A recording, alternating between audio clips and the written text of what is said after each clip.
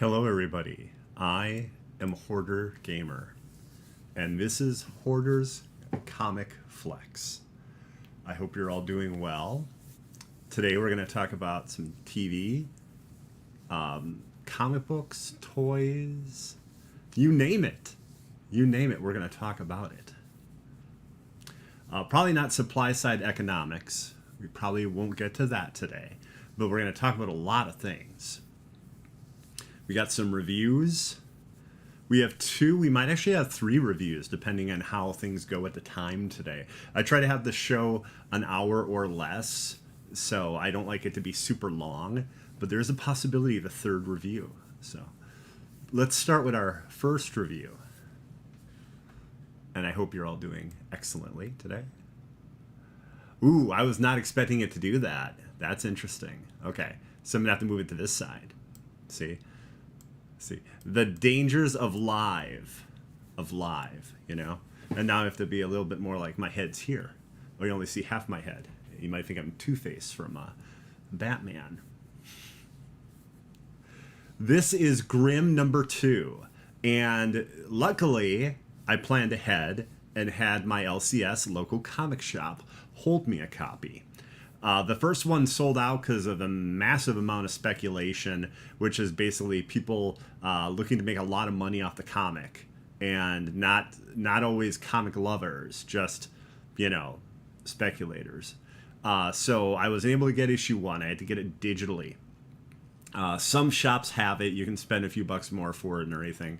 But I got it digitally, so I already did pick it up. This one I got physically, so I'm happy about that. It has a gorgeous cover.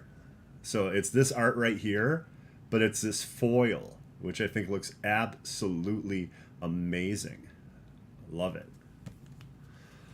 It's really good. So the main character goes and loses her scythe in the first issue.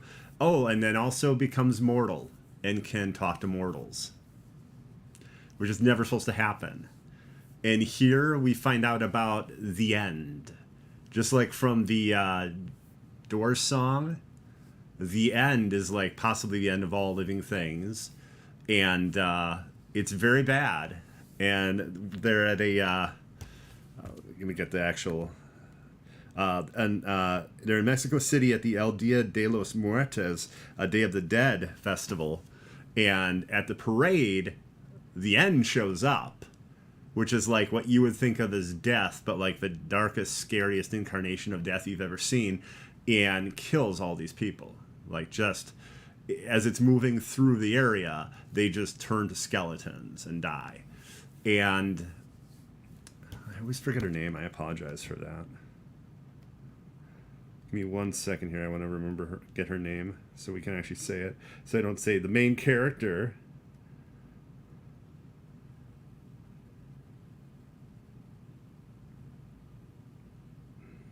Let's see, of course. I believe Jess. I believe her name's Jessie.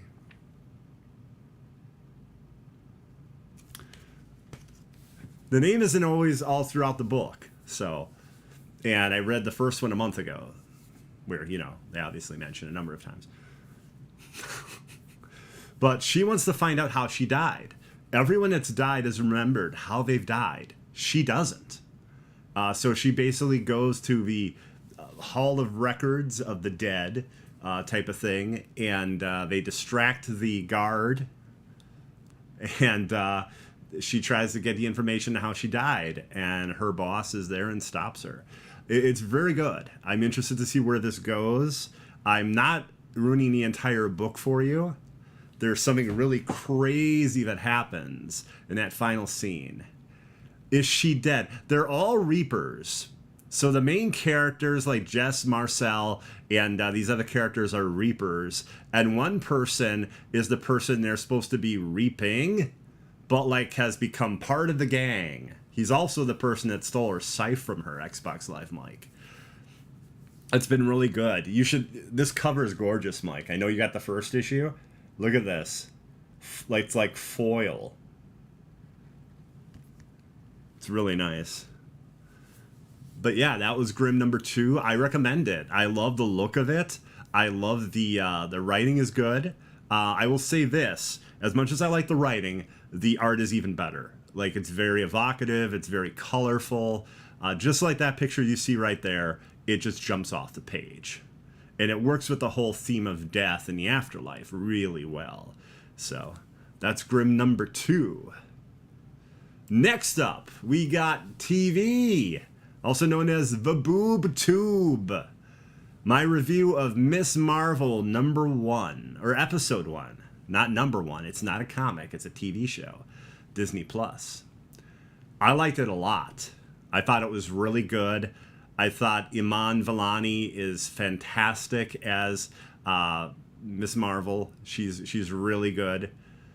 And she has this innocence to her, and she's just adorable. Like, she's the kid sister you wish you had if you've never had a kid sister.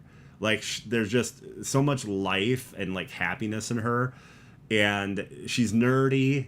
She's a slight bit of an outcast, not a complete outcast. You find out her father is kind of the same way when he dresses up as Hulk to go with her to the comic book convention. Or, I'm sorry, the Marvel Avengers convention. Her friend Bruno, he's a techie. He's really good. And she has kind of a nemesis named Zoe. But we don't know too much about her, though. She's just sort of the, I guess, what are they, in high school? Or she's 16, so they'd be in high school. She's kind of the mean girl, Zoe is. But I really liked it. What did everyone else think of it? And you're probably going to trace that the electronic gloves that Bruno made. They're probably going to trace those back to Bruno. And then that's going to, the feds or whoever is looking into this is going to find out what happened.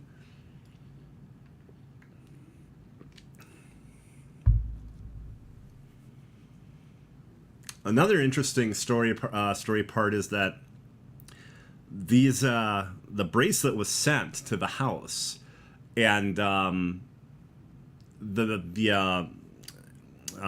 Ms. Marvel's mother.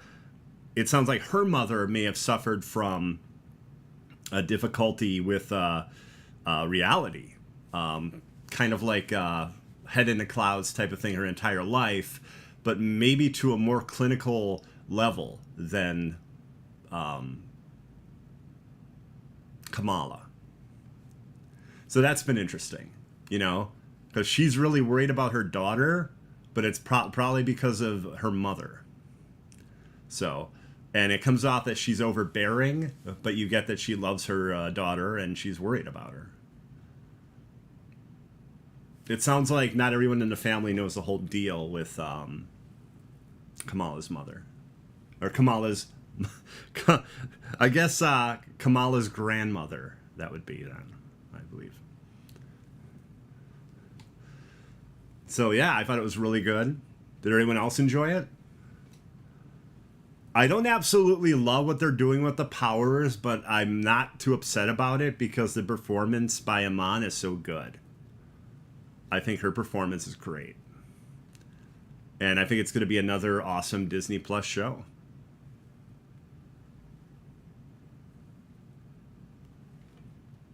I like the Flights of Fancy. Like, there's doodles everywhere. And doodles come to life. And, like, graffiti starts animating and everything. It's got this really cool vibe to it. And it's kind of showing, like, Kamala's overactive imagination.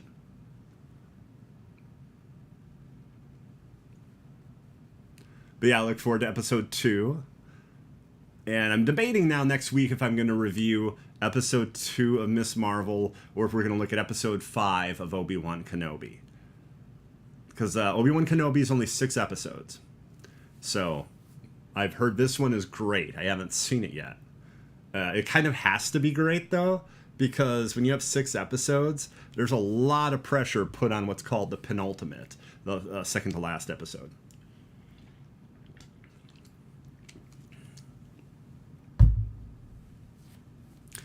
So that was that. Now we're going to look at toys. We're going to toy around a bit. I hope you're ready to toy around a bit with me. First off, crazily expensive but very cool toy. War Machine. Look at this, everybody. Hot Toys, die-cast metal, War Machine. Price. $375. Roughly about 12 inches tall. And mostly die-cast metal. I think it looks amazing. It's expensive because it's Hot Toys. And the detail is ludicrous.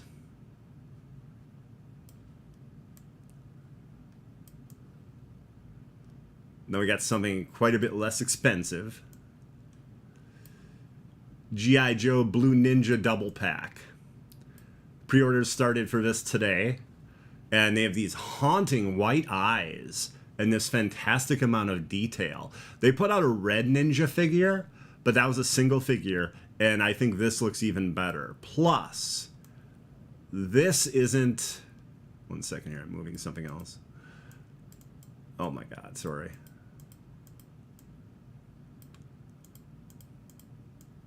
This piece here isn't the only picture I have. Look at this one. Look how insane this is. Look at the masks.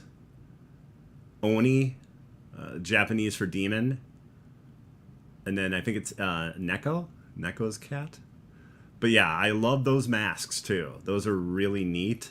It's possible it's a separate head. I don't know for sure. But I was like, that is awesome. But yeah, that's a 2-pack. It's available for $44.99 in pre-orders currently. G.I. Joe Classified. G.I. Joe Classified. There's a picture of the actual box and everything, but I kind of have a limit of how many pictures and frames and things I want to be moving around on screen at a given time. So everybody knows who this is? Mr. Negative from the 2018 Spider-Man PlayStation game with an awesome looking sword and an inner demon figure as well. Comes with 2, and I think they're masks. They might be separate heads for the inner demon figure. A ton of weapons. Really cool set. This is from Marvel Legends. So this is the Marvel Legends series right here. And this pre-order, I believe, is available on, I think it's GameStop.com.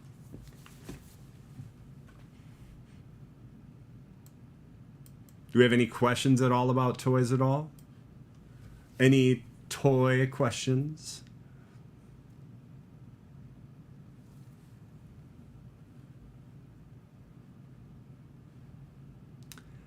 I think we have time, everybody, for 3 reviews. I think we can do 3 reviews. So, next up, we have I Am Batman, number 10. I Am Batman, number 10. Jace Fox became Batman and moved to New York to protect New York. And this lunatic artist known as Man Ray, like the actual artist, like is named Man Ray, is going around and killing politicians, and he's like this political activist sociopath, as much as I can understand this, because this is issue 10, and I've read a few of the other issues, but not all of them. And basically, Jace is trying to protect the politicians. He's working with one of the cops to do this, and they don't take kindly to him. And you know, there's all this fear from like the police and everything when they, you know, encounter Batman, whether it's Bruce or Jace. And yeah, it's good. I Am Batman 10 is really good. John Ridley writes it. He also has this awesome studio here in Milwaukee, Wisconsin. So it's really neat to read his work. So I enjoy doing that. He's also doing the Black Panther monthly book.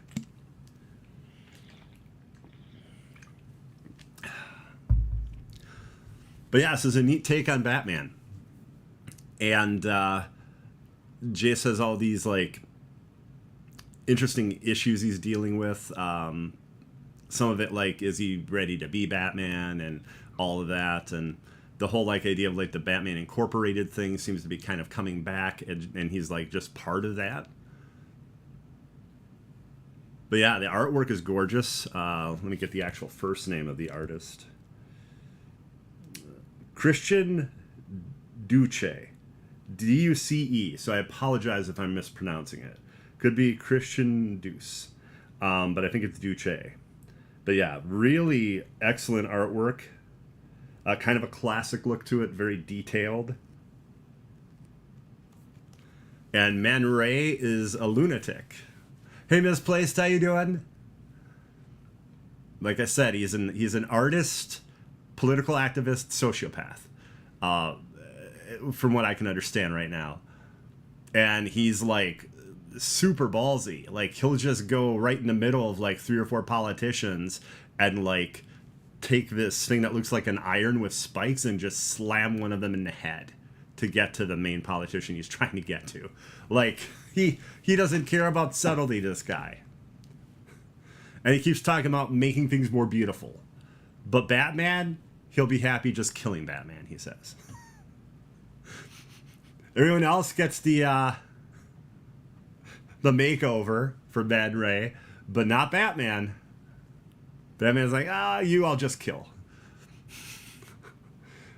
So yeah, there's this kind of this like sardonic sense of humor in the book, and I think it's good. I think I Am Batman's good. I'll definitely check it out again.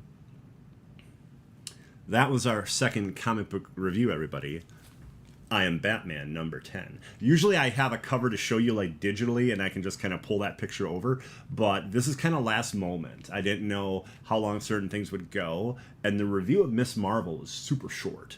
Like I didn't know, I thought people would have questions or things about that, and they did not. So I was ready with a third review. That's what this is right here. Second that you're seeing in this video. You haven't missed one yet. But third total is what I'm getting at. Okay. Cam, how you doing? Yo, this is crazy. Yeah, if anyone has any questions on comics or any of that or toys, feel free to ask. We had our first 2 reviews. And we also toyed around a bit. We did that. Now, I look into my crystal ball, right? I'm looking into the crystal ball for the future, all the way till next week. Yeah, next week, Wednesday. Like not that far in the future, just a week to the next, books that are coming out. Had to tune in because I'm a comics fan, but always had to do digital, couldn't collect. Well, Cam, it's good to see you. What books are you reading right now, Cam? A Town Called Terror. Xbox Live Mike. I read issue 1 and it was okay. But, like, I didn't feel an urge or a pull to get issue 2. It was okay.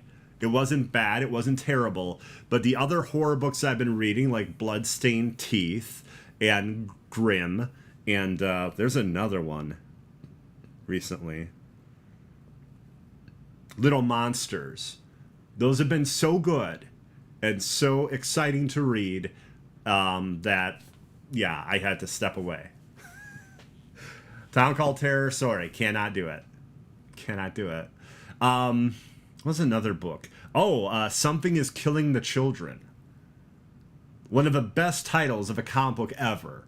And it's all about monsters and how children are afraid of them and how their fear manifests. It's awesome. And there's a group of hunters, including Erica Slaughter from the House of Slaughter, who's out to save these children. And some of these hunters are more about the cover-up than the saving of innocent lives. So it's really exciting. New 52 Static, awesome, very cool, very cool. I love the New 52 line. I was a huge fan of that.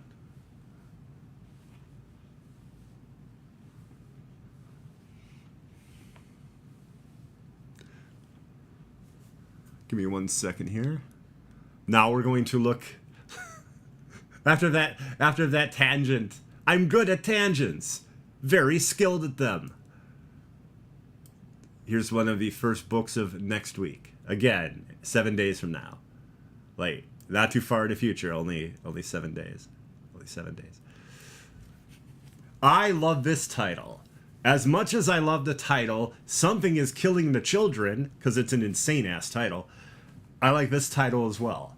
This is Al Ewing, one of the best comic book writers currently. I believe he's doing Immortal X-Men. And, yeah, he's a great writer. And this title, man, we only find them when they're dead. Now, this is issue 11. But apparently this book is completely insane, and it's an entire new cast of characters, and it's leading into the final story arc. And apparently it's a good jumping on point somehow at issue 11. I don't know about all that, but I'm interested in the writer and the cover and that title. So, Boom Studios is having a lot of really good books, so this sounds interesting to me. But again, it's issue 11, so I'm a little worried about getting in at that late, you know? You seen this as a show? I don't even really know what it's about. Like, I looked up the synopsis, and I was like, I don't get it. But it's Al Ewing, so I am interested in it, especially because of the title and everything. But yeah, it's one of those things where I'm like, I think that looks pretty cool. Next up, everybody, we have Knights of X number 3 by Tiny Howard. Knights of X is the advanced D&D of Marvel comic books. This one has vampires and Gambit, apparently. And issues 1 and 2 are really good. And while I definitely recommend limiting the X-Men books you're getting if you have trouble reading them all or can't afford them all, Knights of X is really cool. They're trying to find the mutant Holy Grail. They're up against King Arthur.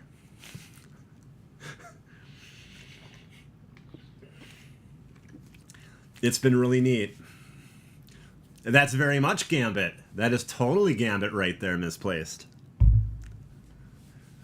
And I don't think it's much of a gamble if you pick up this comic.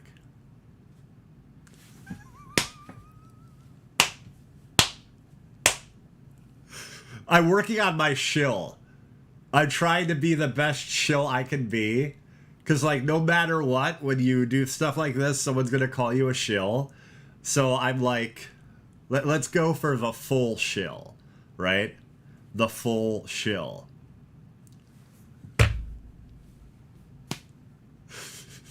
I like to call it the Gene Shalit. Like the film critic.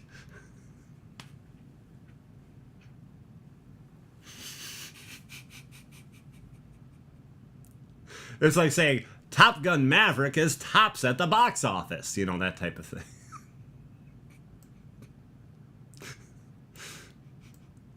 Okay, there's that. Now, The Flash. The Flash 783. Okay, why this specific issue? Well, this is part of Dark Crisis. And I definitely do not recommend getting all the books for a crossover. Get the main book, Dark Crisis, and then a couple here and there. The couple you should be focusing on, though, is definitely The Flash. Because Barry Allen and the search for him is like a big, massive part of Dark Crisis. So The Flash 783 should be a really good part if you're enjoying Dark Crisis. So then I definitely recommend it. And now, I believe this gentleman has a movie coming out soon. New series, Black Adam #1. This is a limited series currently. It's 12 issues. 12 issue limited series, one of 12. Basically, he's apparently he's dying of something, and he's not a good guy. He considers himself a god, and it's how he's coping with all this. And it should be a really interesting read. Christopher Priest is writing it. Very good writer. Wrote Black Panther for quite a while. So I'm very much looking forward to Black Adam #1. I will be picking that up. I will probably be reviewing that next week. So again, let me put this away so you can see me. Want to make sure you can all see me. I want to thank you for looking into the crystal ball with me for all the books that are 1 week away.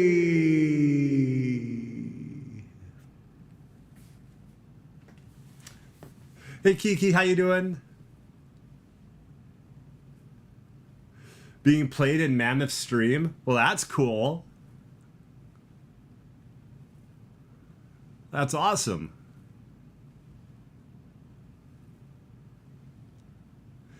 Do I have any suggestions of books you want me to review or books you want me to talk about?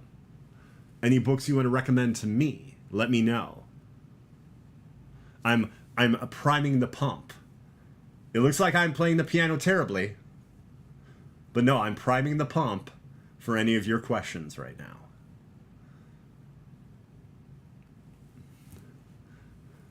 So let me know.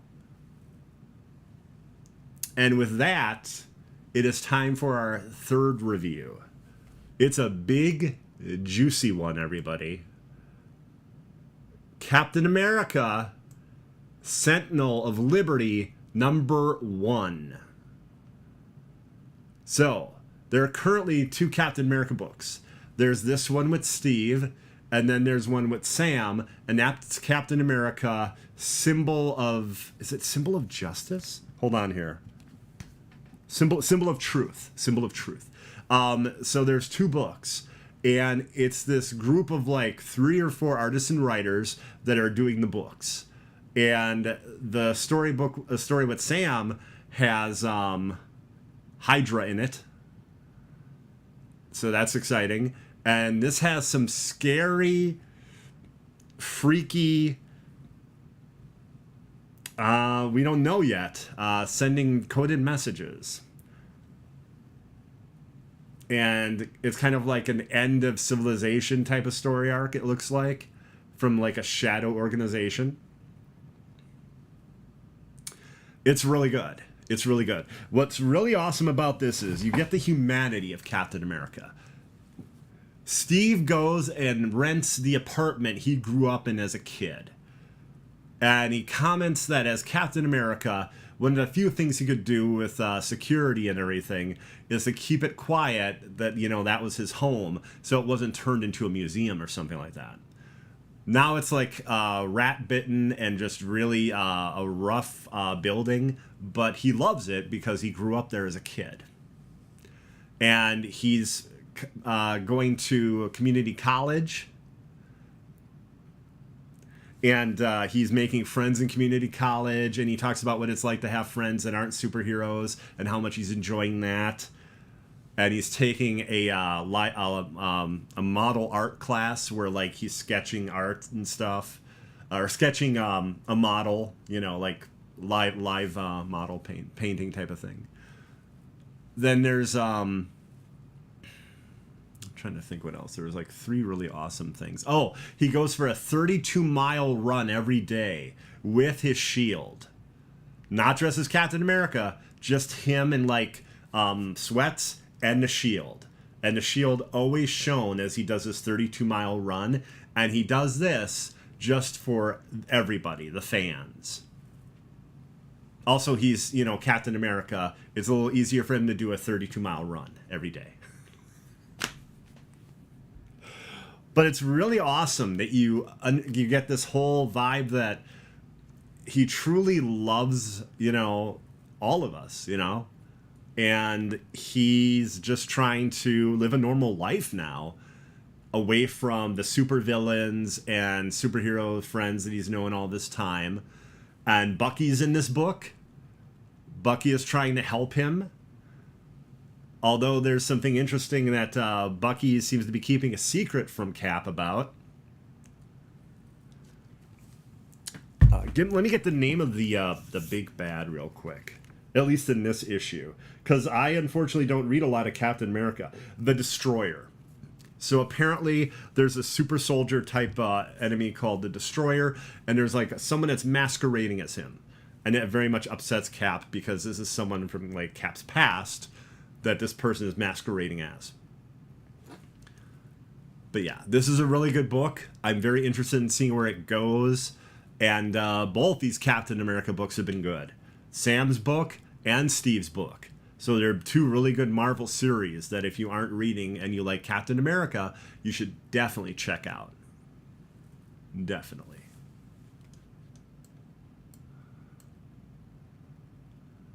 I'm still here. I did not disappear. I didn't go away. I'm still right here. I know there's a comic covering my face, so you weren't sure. You're like, wait, did he leave the room? Is OBS sentient now? Or is that Hoarder Gamer? So again, do I have any suggestions or anything for things that are coming out that you want me to review?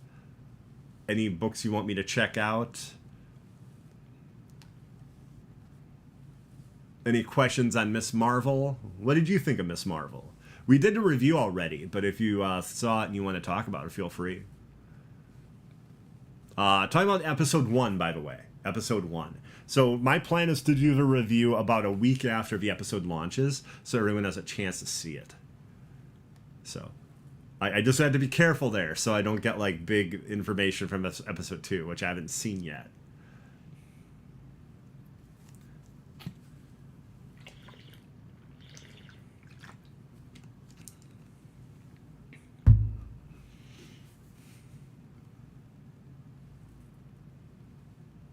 But yeah, I've been enjoying that and Obi-Wan Kenobi. I didn't catch either Ms.Marvel or Obi-Wan Kenobi from today. But I will very soon. So I can talk about next week. Yeah, I might do both shows, actually. I might not just do one.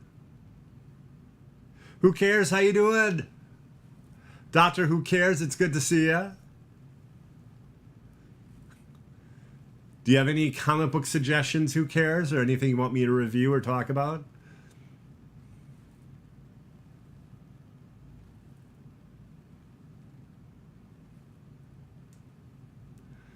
I'm really looking forward to Black Adam 1 now. I think that's going to be really good next week. I think that's going to be kind of the hot book that I'm looking forward to reading and reviewing.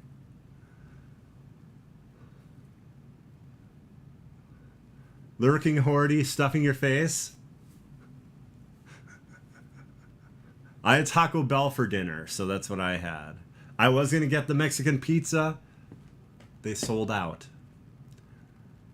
Like the one remaining Taco Bell that still had it, gone. Gone. Oh, heck yeah. Heck yeah. So I talked about, one second here, let me grab the correct thing here. Knights of X right here. As I said, the advanced D&D of Marvel Comics right now. Issue 3 has Gambit, and they're fighting vampires. And the whole story arc is them looking for the mutant Holy Grail. Knights of X has been really good. Immortal X-Men has been really good. I think it's X-Men Red.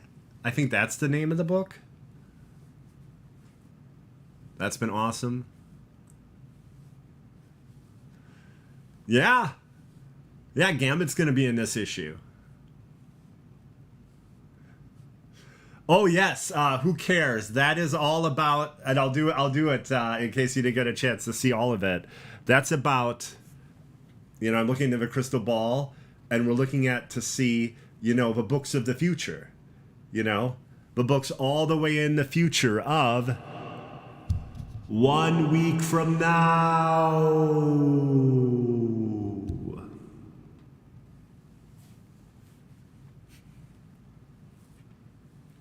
That's what that is. Because it's only like 7 days away. So it's not like that far in the future.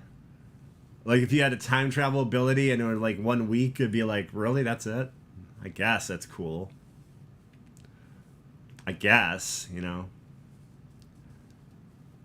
Back to the Future, going back like, what, 25 years back, 25 years forward? Well, 30, wait, right? Wasn't 85? So 85, 75, 65. Yeah, 55 they went to. So it's like 30 back and 30 forward, I guess. What were all the years in Back to the Futures, everybody? No. Traumatized from the quarry, don't want to see Edo crystal balls anywhere. Oh, man. Yeah, I got an ending. Probably not the best ending. I think I had 3 characters die. But it's a really good game. And everybody, I want to thank you all very much for watching. I greatly appreciate it. If you like it, tell your friends. Tell your enemies. Tell anyone. I love to talk about comics and toys and TV because it's a scarily large part of my life. So, moment of introspection there.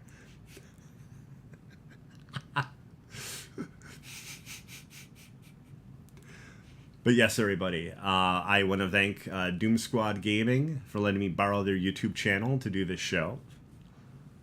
And yeah, I'll be streaming on my Twitch, my Hoarder Gamer Twitch, at 10 p.m. Central. Not exactly sure what game we're doing yet. Kind of tempted to start a new Quarry playthrough, but don't know for sure I'm going to do that immediately. So... But everybody, thank you very much for watching Hoarder's Comic Flex. Have a great night. Bye-bye.